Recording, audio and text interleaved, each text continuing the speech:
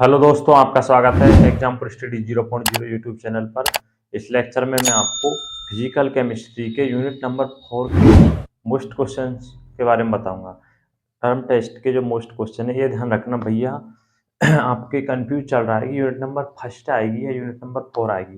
तो मैं unit number first के भी क्वेश्चन करा चुका हूँ और यूनिट नंबर 4 के क्वेश्चन इस लेक्चर में करा दूंगा। फिर आप देख लेना, डिसाइड हो जाएगा इतने तक आपको जो क्वेश्चन आ रहे हैं जिस चैप्टर से, उसको अच्छे से पढ़ जाना। दोनों करा दिए मेरी तरफ से, यूनिट फर्स्ट के भी कंप्लीट करा दिए और यूनिट नंबर 4 के भी कंप्लीट करा दूंगा। तो आपके कोई सा भी चैप्टर आए, आप दोनों लेक्चर को अच्छे से देख जाना, इनमें से आपको क्वेश्चन अवश्य मिल जाएंगे। अगर आपका कंफ्यूज है तो आप ऐसा करना भाई, ज़्यादा क्वेश्चन है नहीं फर्स्ट में भी और 4 में भी नहीं है, तो आप दोनों को अच्छे से पढ़ जाना। आपको इनमें से अवश्य क्वेश्चन मिल जाएंगे। तो देखिए, फर्स्ट क्वेश्चन है, निम्नलिखित समीकरण को व्युत्पन्न कीजिए।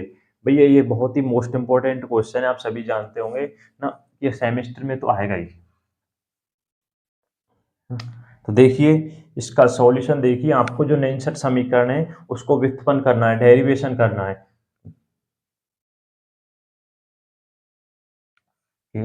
माना एक उत्क्रमणीय अभिक्रिया, माना कोई उत्क्रमणीय अभिक्रिया हो रही है, ए प्लस बी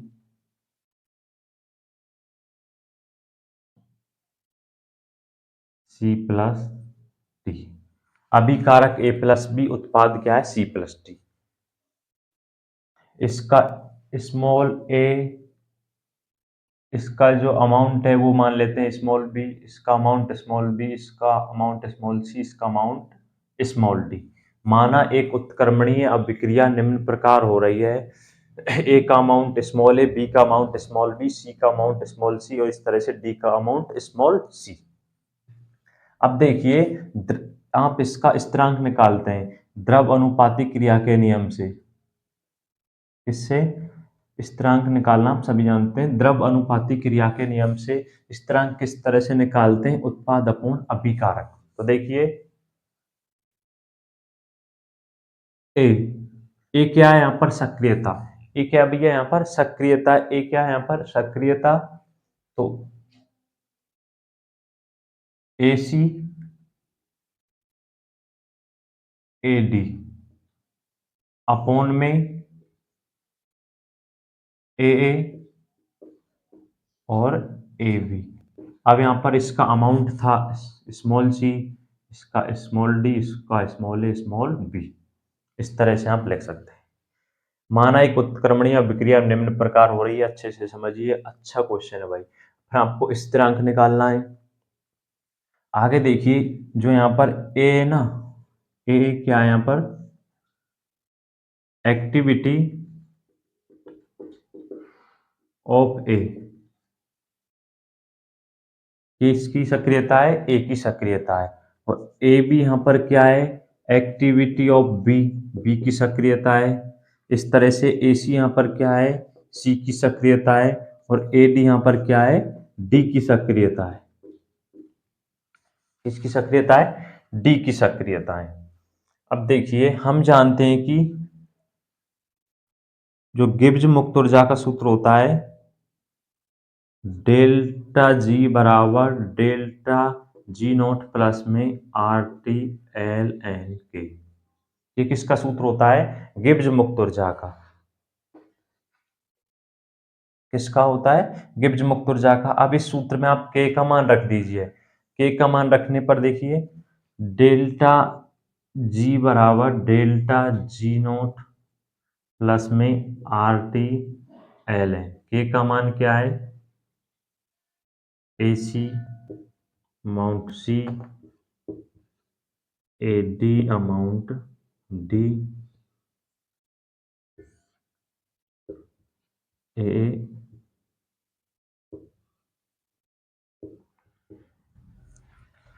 इस तरह से आप इसमें क्या रख दीजिए, अमाउंट रख दीजिए। अब देखिए, आगे देखिए, फॉर सेल के लिए, फॉर ए सेल, सेल के लिए हम जानते हैं डेल्टा जी बराबर होता है माइनस एन एफ ई, और डेल्टा जी नोट के लिए हो जाएगा minus N F E naught. ये आपको याद रखना है, आपने पढ़ाई को अच्छे से। डेल्टा जी बराबर माइनस एन एफ ई और डेल्टा जी नॉट बराबर minus N F E not.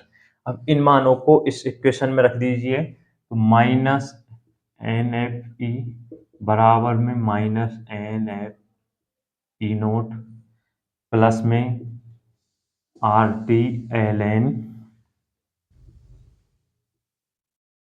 A C amount C A D amount D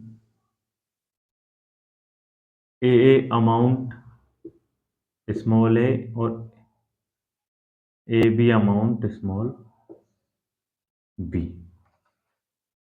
इस तरह से आप सॉल्व कर सकते हैं।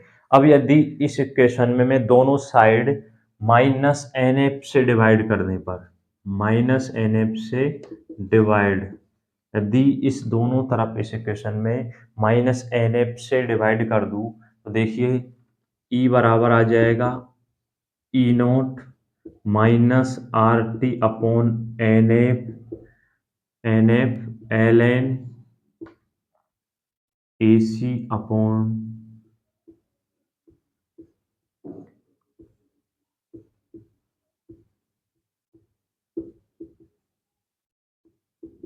इस तरह से, इस तरह से। वैसे तो लेंसर्ट समीकरण आप यहीं तक छोड़ सकते हैं, लेकिन आगे देखिए। हाँ, ई बराबर E naught minus R T N F L N, sorry L N का मान हो जाएगा 2.303। इसका मान हम क्या रख सकते हैं, 2.303 आर टी लॉग, क्योंकि इसको सॉल्व करेंगे जो तो मान आएगा 2.303 लॉग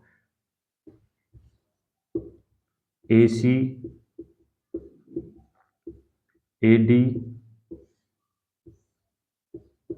ए ए बी। आप यहीं तक छोड़ सकते हैं, ये आंसर समीकरण है, लेकिन इसको आगे भी सोल्व कीजिए। यदि आप 25 डिग्री सेल्सियस पर निकालें, 25 डिग्री सेल्सियस पर निकालें, तो देखिए जो 2.303 अपॉन एफ आर टी का मान हो जाएगा 0.0591। जब आप एट 25 डिग्री सेल्सियस पर निकालेंगे तो इसका मान क्या हो जाएगा, 0.0591। मान रखिए ई बराबर ई नोट माइनस 0.0591 अपॉन में एन, एन लॉग। हाँ, और यदि ए सी, चूंकि ए सी ए डी इन सब का मान में 1 रख दूं, तो क्या आ जाएगा, लॉग 1 आ जाएगा, लॉग 1 आ जाएगा। यही क्या होता है, नेंसट समीकरण होता है भैया। ये क्या होता है, नेंसट समीकरण होता है। अब देखिए जैसे किसी सेल के लिए निकालें, दिखा तक रहा है इसमें, स्क्रीनशॉट ले लेना। यही क्या है, नेंसट समीकरण। अगर ये नेंसट समीकरण व्युत्पन्न करवाए तो आपको इस तरह से करना भी है, काफी इजी है, अच्छा डेरिवेशन है। कंप्लीट यहाँ तक करके आना, यहीं मत छोड़ देना, आप इसको एक स्टेप में यहाँ तक और कर देना। देखिए जैसे किसी सेल के लिए जेड एन प्लस में यू प्लस में 2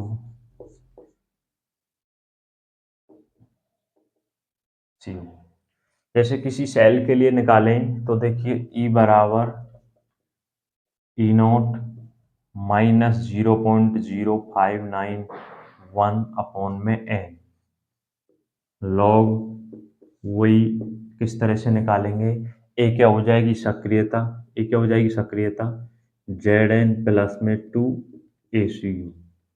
इस तरह से आप किसी सेल के लिए निकाल सकते हो उत्पाद अपॉन अभिकारक,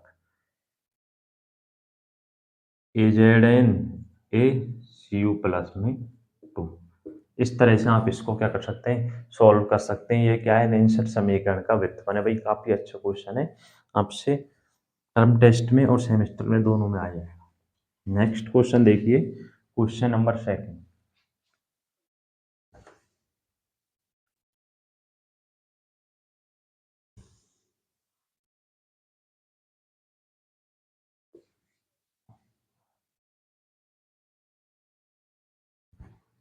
देखिए सेल ईएमएफ का व्युत्पन्न, ये भी उसी की तरह है, जो नेंसर समीकरण है ना, सेम वही है। यानी कि आपने नेंसर समीकरण कर लिया तो ये भी हो गया आपका। सेल ईएमएफ यानी विद्युत वाहक बल। सेल ईएमएफ का डेरिवेशन कीजिए, तो देखिए किस तरह से करना है। यहाँ आपसे इस तरह से पूछेगा नेंसर टर्म टेस्ट में, तो आपके आ ही जाएगा इजीली। वो 3 नंबर में डिवाइड करके और सेमेस्टर में तो वो 3 नंबर में वो पूछ लेगा, और उस हिसाब से वो कैलकुलेट करके शॉर्ट क्वेश्चन और पूछ लेगा। सेल ईएमएफ का व्युत्पन्न कीजिए। देखिए माना एक उत्क्रमणीय अभिक्रिया है। इस चैप्टर में अगर नेंसर समीकरण समझ में आ गया ना, तो बाकी की सारी क्वेश्चन, जैसे इसके अलावा मानक इलेक्ट्रोड विभव, एकल इलेक्ट्रोड विभव, सब उसी तरह से हो रही है। अगर नेंसर समीकरण को अच्छे से पढ़ लिया ना, तो मानक इलेक्ट्रोड विभव और एकल इलेक्ट्रोड विभव वो भी इसी तरह से सॉल्व होंगी, जिस तरह से इन दोनों में सॉल्व हो रही है ना। सी प्लस में डी। अब देखिए मुक्त ऊर्जा परिवर्तन से, मुक्त ऊर्जा जो परिवर्तन है उसका सूत्र क्या होता है? मुक्त ऊर्जा परिवर्तन, free change, free energy change. Delta G बराबर डेल्टा जी नॉट प्लस में आर टी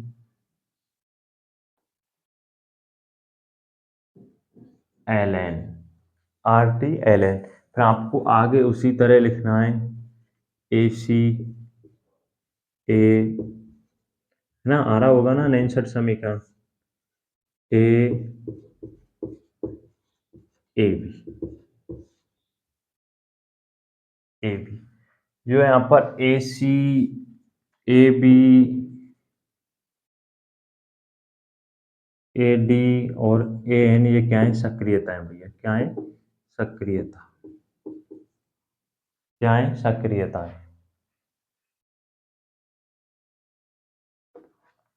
अब देखिए यदि डेल्टा जी बराबर क्या रख दिया जाए, वही माइनस एन एफ ही, और डेल्टा जी नोट बराबर minus N F E naught रख दिया जाए, तो देखिए माइनस एन एफ ही बराबर minus N F E naught plus में आर टी एल।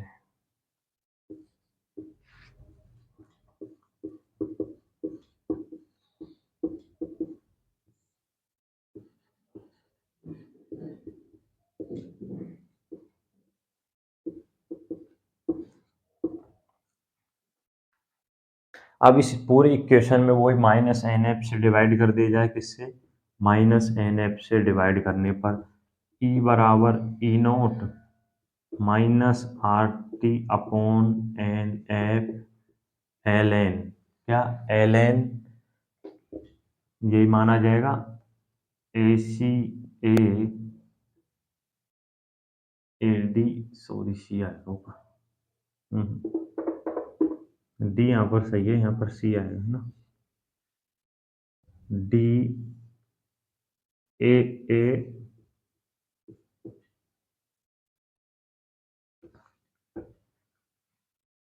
अब इसको आगे भी सोल्व कर सकते हैं। एल एन का मान रखते हैं ई बराबर E naught minus 2.303 N F R T log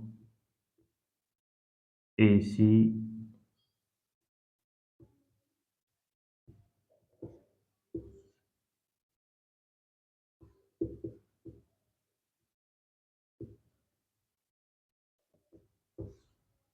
यही क्या है भैया? सेल ईएमएफ का व्युत्पन्न है। इस तरह से आप सेल ईएमएफ का व्युत्पन्न कर सकते हैं। छोटे छोटे क्वेश्चन है भैया। नेंसर समीकरण हो गया, इसमें सेल ईएमएफ का व्युत्पन्न हो गया।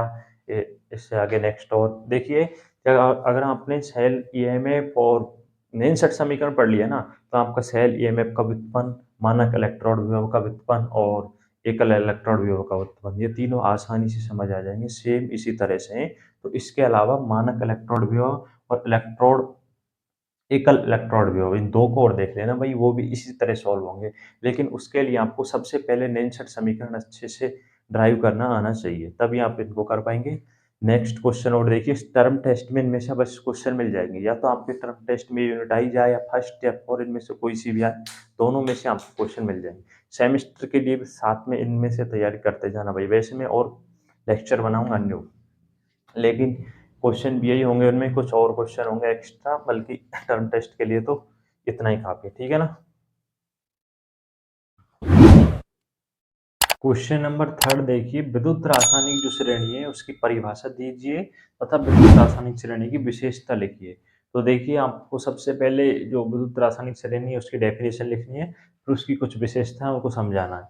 परिभाषा क्या है? पदार्थों के मानक अपचयन विभवों के मानों को बढ़ते क्रम में व्यवस्थित कर एक श्रेणी बनाई जाती है, जिसे विद्युत रासायनिक श्रेणी कहते हैं। क्या है कि जो पदार्थों के जो मानक अपचयन विभव होते हैं उनके मानों को बढ़ते हुए क्रम में व्यवस्थित करने पर जो श्रेणी बनाई जाती है उसको विद्युत रासायनिक श्रेणी कहते हैं।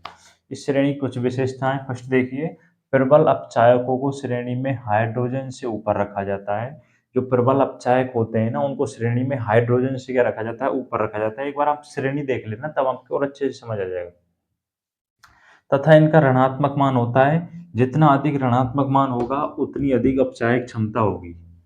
ये फर्स्ट पॉइंट है। सेकंड ये है कि हाइड्रोजन से दुर्बल अपचायकों की श्रेणी में हाइड्रोजन से नीचे रखा जाता है।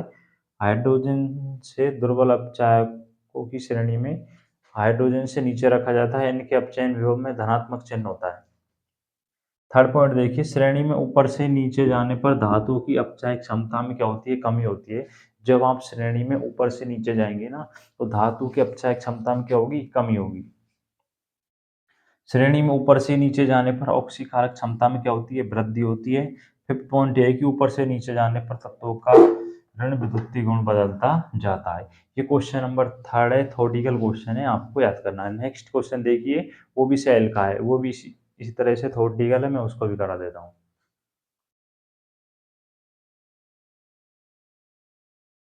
क्वेश्चन नंबर फोर है, सेल क्या होता है? विद्युत रासायनिक सेल को कार्यविधि सहित समझाइए। आपको सेल के बारे में बताना है, जो कि मैं बोर्ड पर लिख चुका हूँ भैया। थ्योरेटिकल क्वेश्चन है तो आपको याद करने हैं, मैं इसलिए पीडीएफ डालने की बजाय मैंने बोर्ड पर ही लिख दिया है। सेल क्या होता है? देखिए, सेल एक ऐसी युक्ति है जो रासायनिक ऊर्जा को किसमें बदलती है? विद्युत ऊर्जा में, तथा विद्युत ऊर्जा को रासायनिक ऊर्जा में परिवर्तित करती है। आप स्कूल टाइम से ही पढ़ते आ रहे हैं तो सेल के बारे में। तो देखिए, विद्युत रासायनिक सेल क्या होता है? वे सेल जो रासायनिक ऊर्जा को विद्युत ऊर्जा में परिवर्तित कर देते हैं, विद्युत रासायनिक सेल कहलाते हैं। इसे गैल्वेनिक सेल भी कहते हैं। इस सेल में दो इलेक्ट्रोड होते हैं, जिंक छड़ Zn4 विलयन में और कॉपर छड़ कॉपर सल्फेट के विलयन में। Zn4 के विलयन में जिंक छड़ होती है और कॉपर सल्फेट के विलयन में कॉपर छड़ हुई रहती है। दोनों इलेक्ट्रोडों का संबंध तार द्वारा बाह्य परिपथ से कर दिया जाता है। दोनों इलेक्ट्रोडों का संबंध तार द्वारा बाह्य परिपथ से कर दिया जाता है। इस सेल में 1.1 वोल्ट विद्युत धारा बहती है। कितनी विद्युत धारा बहती है विद्युत रासायनिक सेल में? 1.1 वोल्ट। ये इसकी कार्यविधि है। इस तरह से क्वेश्चन नंबर थर्ड और फोर्थ थ्योरेटिकल हैं, और क्वेश्चन नंबर फर्स्ट और सेकंड डेरिवेशन टाइप के हैं। अगर आपके फोर्थ यूनिट टर्म टेस्ट में आती है तो इनमें से ये क्वेश्चन आपको बस मिल जाएंगे। सेमेस्टर एग्जाम के लिए तो मोस्ट ये है ही भाई, है ना। तो आप इनकी अच्छे से प्रैक्टिस करना, आपको इनमें से क्वेश्चन अवश्य मिल जाएंगे। वीडियो को ज़्यादा से ज़्यादा शेयर करें जिससे और दोस्तों को हेल्प हो सके। वीडियो को लाइक कर दिया करें, और भैया वीडियो पर आप कमेंट किया करें ज़्यादा से ज़्यादा, और चैनल को सब्सक्राइब अवश्य कर दिया करें, और अच्छे से पढ़ाई करें। आप टर्म टेस्ट खत्म होती है भैया, आपके सेमेस्टर में ज़्यादा टाइम रहेगा नहीं, तो आप अच्छे से मेहनत करें। साथ साथ में जिस हिसाब से पढ़ा हूँ उस हिसाब से साथ साथ पढ़ते चलिए, ठीक है ना।